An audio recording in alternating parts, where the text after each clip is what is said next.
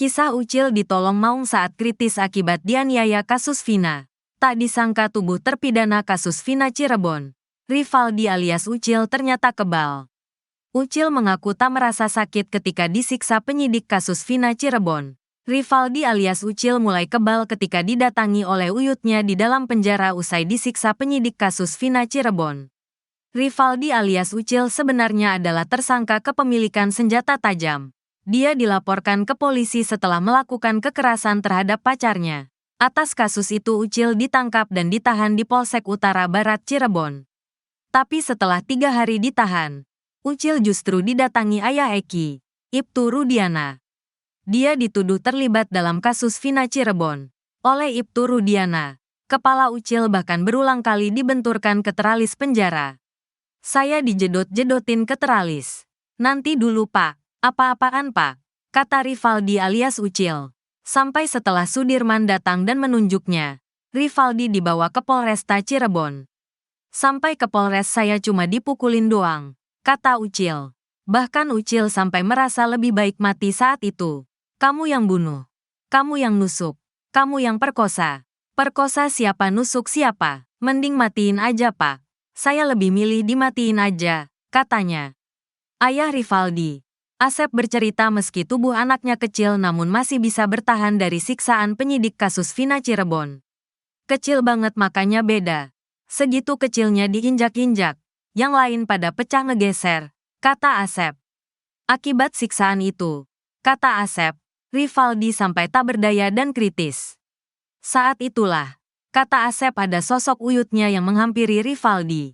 Waktu keadaannya darurat antara hidup dan mati datang uyunya Rivaldi. Katanya, "Dijilatin semua dari ujung kaki sampai ujung kepala sama Maung," tambah Asep. Setelah itu Rivaldi kembali menerima penyiksaan. Namun kali ini, kata Asep, Rivaldi sama sekali tidak merasakan sakit seperti semula. Akhirnya Rivaldi nerima siksaan lagi gak kerasa. Sampai staples, gak kerasa udah.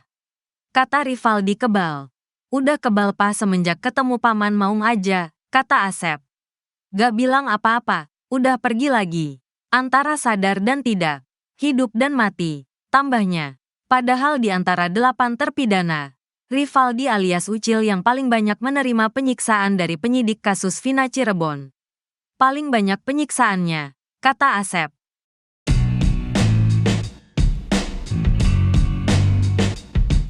Perlakuan istimewa didapatkan Sudirman, terpidana kasus Vina setelah dikembalikan ke Lapas Kelas 1 Cirebon, pada Kamis, 5 September 2024.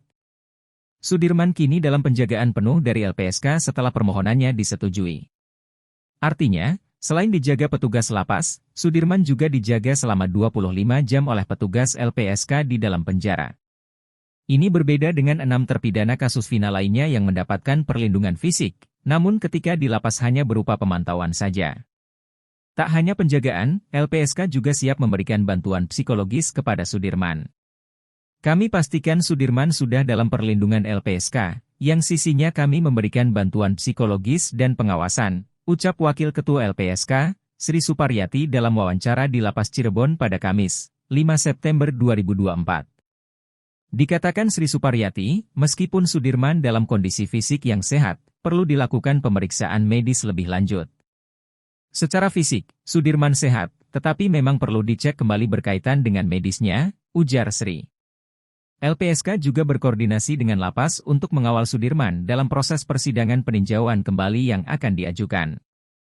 Menurut Sri, perlindungan ini penting mengingat kondisi mental Sudirman yang dapat mempengaruhi keterangannya.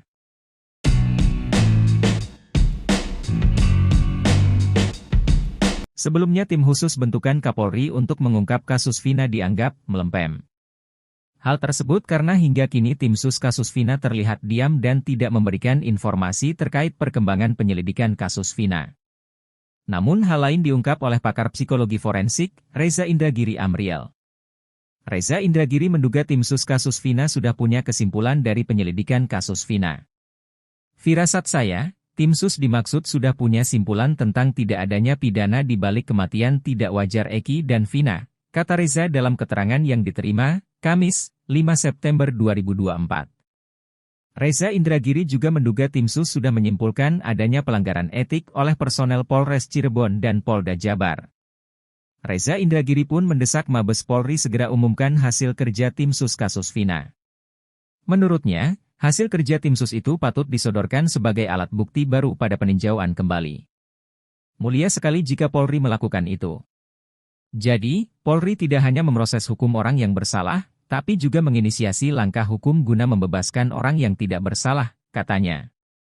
Reza menilai sikap Mabes Polri sedemikian rupa juga secara tidak langsung akan memberikan justifikasi ekstra bagi perlindungan yang LPSK kenakan kepada para terpidana. Lembaga Perlindungan Saksi dan Korban memberikan perlindungan kepada 7 terpidana kasus Vina Cirebon. Ketujuh terpidana itu bernama Jaya, Supriyanto, Eko Ramadhani, Eka Sandi, Hadi Saputra, Rivaldi Aditya Wardana, dan Sudirman. Pakar Hukum Pidana Universitas Trisakti, Asmi Syahputra menduga pemberian perlindungan terhadap ketujuh terpidana, karena LPSK juga ragu bahwa mereka merupakan pelaku sebenarnya. Jangan-jangan LPSK melihat bahwa mereka, 7 terpidana, adalah korban yang perlu mendapatkan perlindungan karena mereka dimasukkan atas laporan palsu, katanya seperti dikutip dari salah satu TV swasta, Rabu, 4 September 2024. Pasalnya, tak mudah bagi LPSK untuk memberikan perlindungan hukum terhadap seseorang. Sebaliknya, LPSK tidak memberikan perlindungan terhadap Ibtu Rudiana, Pasren dan Kahfi. Padahal, Ibtu Rudiana merupakan ayah dari korban almarhum Eki. Sementara kesaksian Pasren dan Kahfi yang menguatkan bahwa kasus itu adalah pembunuhan. Namun, LPSK menolak untuk memberikan perlindungan bagi mereka. Hal itu sempat diungkapkan oleh pengacara Saka Tatal, Edwin Partogi Pasaribu. Edwin mengatakan LPSK menolak karena keterangan yang diberikan ketiga orang tersebut cenderung tidak konsisten dan menutup-nutupi kasus yang sebenarnya terjadi. Mereka memberikan keterangan atau informasi tidak konsisten, berubah-berubah normatif dan cenderung menutupi informasi yang berkaitan dengan peristiwa, ujar Edwin seperti dikutip dari program salah satu TV swasta yang tayang pada Kamis, 25 Juli 2024.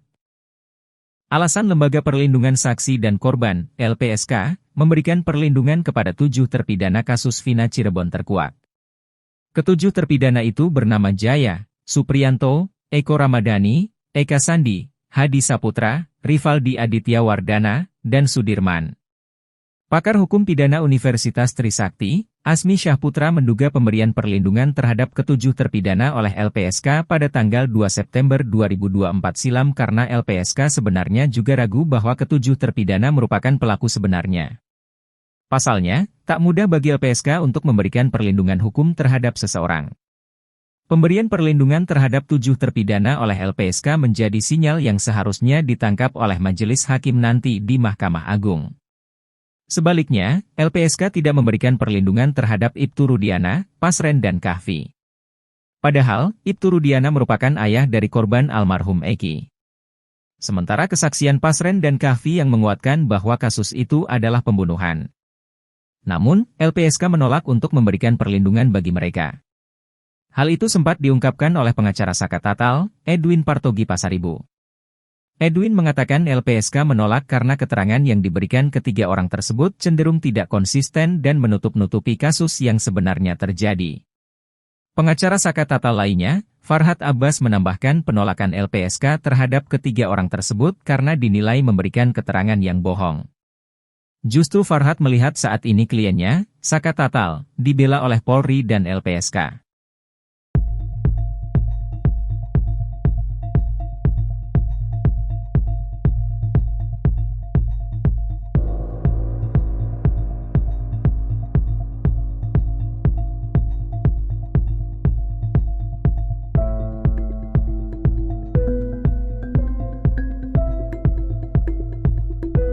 Jika kepolisian atau bahkan Kapolri kerap menggaungkan Scientific Crime Investigation, SCI, sebagai metode utama mengungkap suatu kasus, kini muncul istilah Mystic Crime Investigation.